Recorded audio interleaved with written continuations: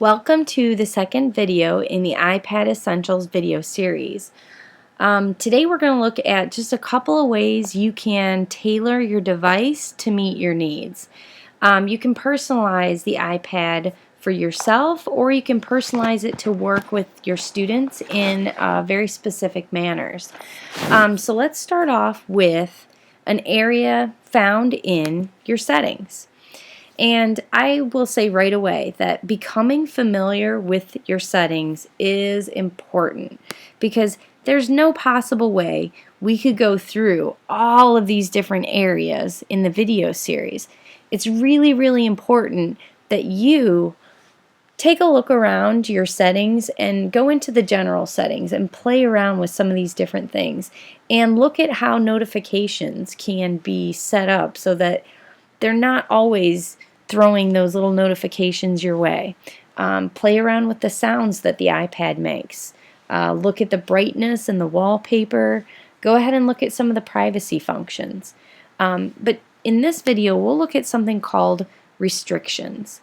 And the restrictions are really ways that you can protect the iPad with some of the different functions that are able to be used on it. So the restrictions are found in the general settings, and once you go over and go down to restrictions, what you'll notice is that you click to open it up and it'll say enable restrictions. And so you can restrict the use of some of the more common aspects of the iPad. For example, if you are using the iPad with a group of students and maybe you're leaving it in a station or you're having partners work with it, you may want to go ahead and you may want to turn off Safari, or you may want to turn off the camera. You don't want them using the camera.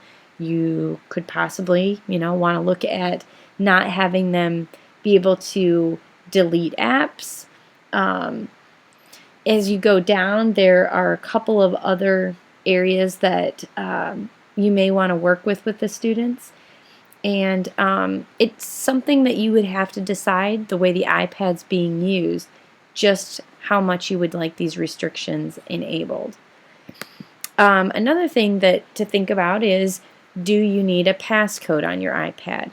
The passcode's going to show up if you go to change some of these restrictions, and you can set up your passcode so that if something is used, this passcode will pop up, or if maybe the iPad is left not used for a while, it locks down so that not anybody can just come in and open up the iPad and start working on it. So this is something that you may want to play around with in the settings, is having a passcode. If you do use a passcode, make sure that it's one that you are going to remember, because once the passcode is enabled and you have this restriction set up on your iPad, if you've forgotten it, it is very hard to get it open on your own. You may even have to take it back to the store to have them open it up for you. There is another area in the general settings that is really, really powerful in the classroom, and that is in the general settings.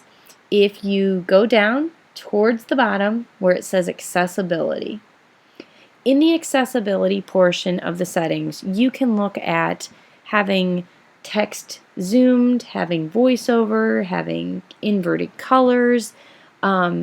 But the one part that I'm really, really excited about is the speak selection. Speak selection is great for me because sometimes I need to read something, but maybe I'm also writing something or working with something else. And the speak selection allows you to highlight text and have it read out loud to you. You even have the choice between some different dialects if you're interested in listening to the Irish English version, or if you are looking between the French Canadian, or the French version, France of French, or the Canadian version. But in there you have some choices with dialect. You also have choices with how fast it's read out loud. This is great for those students that are maybe reading, taking notes. You can slow down the reading portion of it for them, so that they can get the information in an appropriate, at an appropriate speed. And you can also look at having the words highlighted. This is really cool. On some websites, it'll help those readers that are, maybe needing a little bit more support. So let's see how this works in two different environments.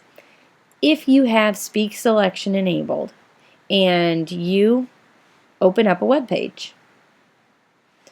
When you open up a web page, the very first thing that you're going to notice is, first of all, up in the top, at the top where the website is, it may have what's called this little reader button. If you open up the reader button, you'll see that there is a way to pull the bulk of the text away from the rest of the screen, so it becomes a little less distracting. And for some students, and for me personally, I like the ability to pull away the text from the rest of the ads, and it just brings the bulk of the content right up to you. You can have this text read out loud, or you could go just directly into the iPad and open up the section that you want read. You just highlight it, and all I did was I held my finger down on it. Now I'm going to drag the bars open to the area that I would like to have read out loud. You'll notice the option for copy and speak comes up. I just press speak and tablet computing and mobile devices promise to dramatically impact education. Okay, so only the part that I have highlighted will speak out loud for me, but you could see that that was also, in each individual was highlighted as it was read.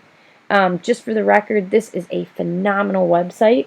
It's like a great place for you to see what other people are using the iPad for. It's great for the discussions, the videos, the tips, the apps being recommended.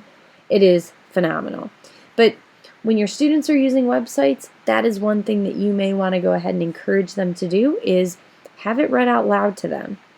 My students that are struggling readers and my students that are gifted readers and everyone in between benefits from this function on the iPad.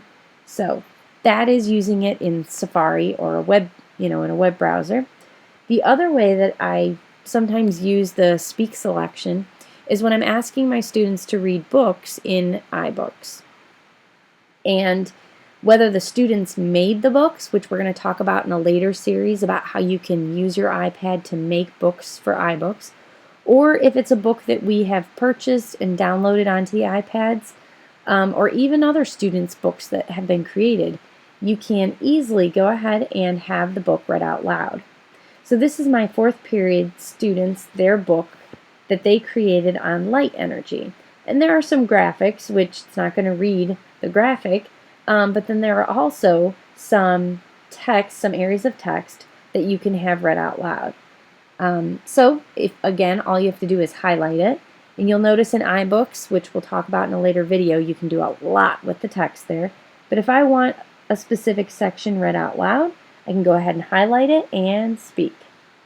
Many different objects will allow light through them. You'll notice that the pause option showed up while we were in iBooks, so that's awesome. You can go ahead and slow it down, pause it, take notes, go back into speaking. Air called transparent. Air, glass, and clear water are all transparent.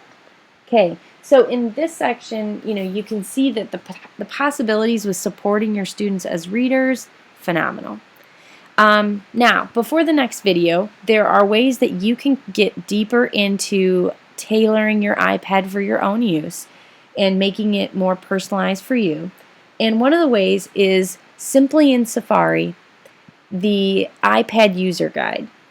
If you go to Safari, and it doesn't matter what website is open, if you go to the bookmarks section and you scroll down to where it says iPad user guide and open it up, you're going to get the user guide here, and it'll give you, plenty of options for learning about your iPad. You can also go ahead, and there are many different blogs out there that give you tips and ideas for iPads.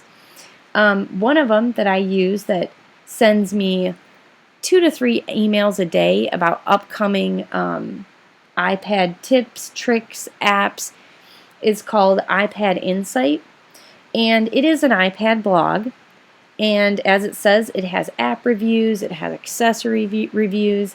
It's a phenomenal blog, but as I said, you will get a couple of different emails during the day. you can go ahead and scroll through and look at all the different areas that they have, and then you can also go ahead and sign up for these iPad tips and tricks here as well. So if you're looking for a way to get ideas before the next video, this is a great blog page to go to. And I will talk to you next time more on using the iPad in education.